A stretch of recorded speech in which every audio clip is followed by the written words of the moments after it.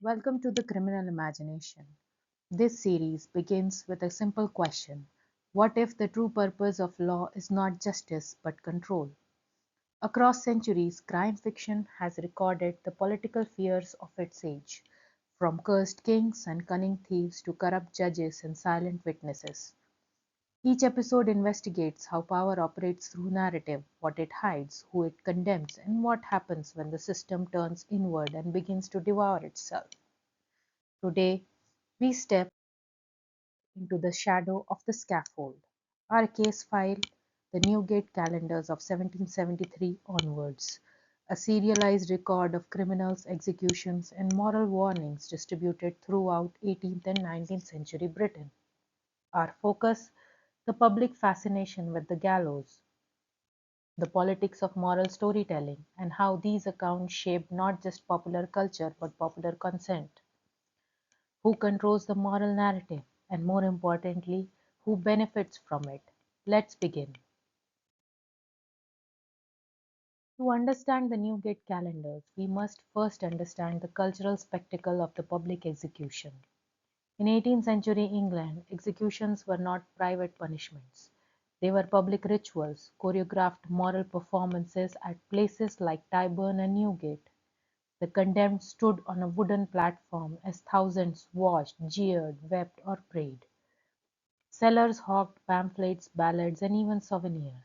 Children perched on rooftops for a better view. But what exactly were they watching? Was it justice or was it theatre? The answer is both, and neither. The execution was a symbolic reaffirmation of sovereign power, the state's ultimate authority to decide life and death. It dramatized the boundaries of law and order, reminding citizens where they stood. But as literacy grew, a new layer emerged: the printed word. The Newgate Calendar began in 1773, first as a monthly bulletin of prisoners in Newgate Prison, but quickly evolved into popular serialized literature. By the early 1800s, it had become a commercial and cultural phenomenon, a collection of criminal biographies published in multiple volumes read widely across Britain. These were not simple, dry legal records. They were stories full of sin, suspense, and salvation. Each entry followed a formula: a poor misled youth, a slide into vice, a heinous crime, a trial, repentance, execution. Sometimes a final prayer, often a moral reflection. Think of it as the true crime Netflix of Georgian England, but with a moral imperative. And crucially, it served two overlapping functions. It entertained and it instructed. But here's where we turn to Gramsci. Antonio Gramsci, the Italian Marxist writing from Mussolini's prisons, developed the concept of cultural hegemony, the idea that the ruling class doesn't just control society through force but through culture, through schools, media, religion, and art. It naturalizes its worldview, making its values seem like common sense. According to Gramsci, consent is manufactured, and the Newgate calendars are an early and potent example. These weren't just lurid crime stories, they were morality tales shaped by elite interests, projecting a particular vision of good and evil. The message was simple: crime is a personal failing, not a structural one. Poverty doesn't create criminals, poor moral choices do. The solution isn't reform, but repentance and punishment. Let's take a closer look at this. In the pages of Newgate calendars, there are patterns. Criminals are rarely framed as victims of injustice. Even when the stories begin in poverty, the emphasis is on personal vice: gambling, drinking, idleness, lust. The state appears only in the final act, the firm but fair hand of justice. What is missing? There's little critique of economic inequality, no analysis of labor exploitation, no mention of urban displacement or enclosure laws. The rising social tensions of industrial Britain, the collapse of rural life, the creation of a desperate urban working class are sanitized, almost absent. Instead, we get morality plays. By framing crime as individual sin, these texts shift attention away from systematic injustice and towards moral failure. In Gramscian terms, this is cultural pacification. The working class is taught to fear not the system but their own temptations. And because the stories are entertaining, the indoctrination is voluntary. You choose to read it. You internalize the values. You begin to consent. The Newgate Calendars didn't just reflect public interest in crime, they shaped it. By turning executions into serialized entertainment, they offered the public a strange kind of catharsis. Justice had been served. The wrongdoer was punished, order was restored.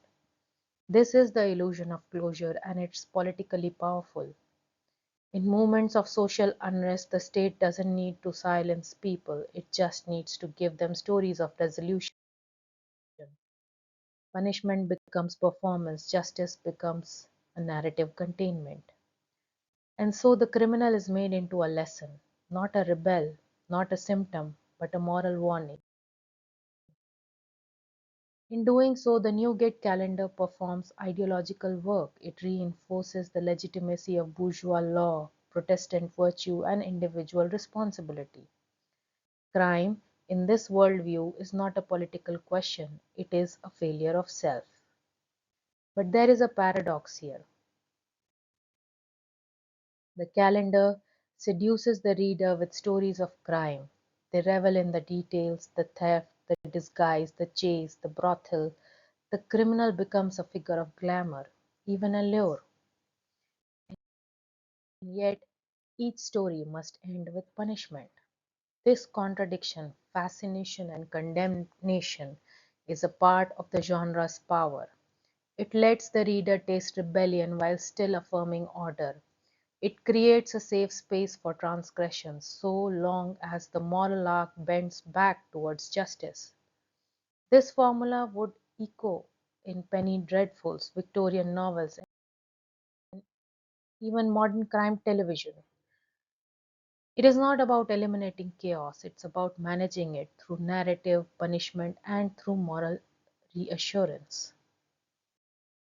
Not everyone accepted the calendar's moral framing. Some readers found heroes in the villains, especially in stories of highwaymen like Jack Shepherd or Dick Turpin. These figures, while condemned, also embodied defiance, charisma, and mobility in a rigid class system. Over time, working class resistance took subtler forms through ballads, unauthorized pamphlets, and criminal folklore. These alternative narratives challenged the calendar's hegemony, offering different interpretations of crime and justice. And in this tension between state narrative and subversive myth, we see the beginning of crime fiction as a political critique. The Newgate Calendar tried to close the question of morality. But literature, like society, does not always obey. Through the Newgate Calendars, faded by the late 19th century, their cultural legacy is immense. They laid the foundation for the modern true crime genre, which continues to blend moral instructions with sensationalism.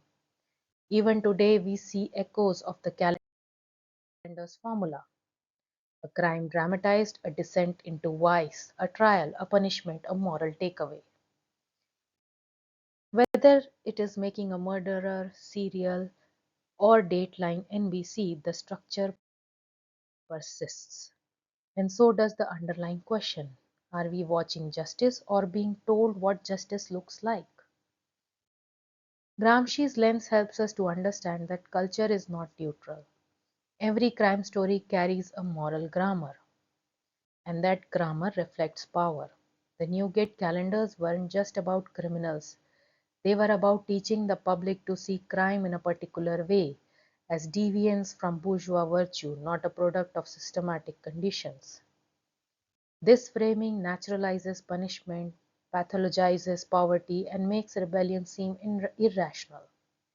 It's no surprise that these narratives proliferated at the same time the British state was expanding its penal infrastructure, its colonial surveillance, and its industrial labor discipline.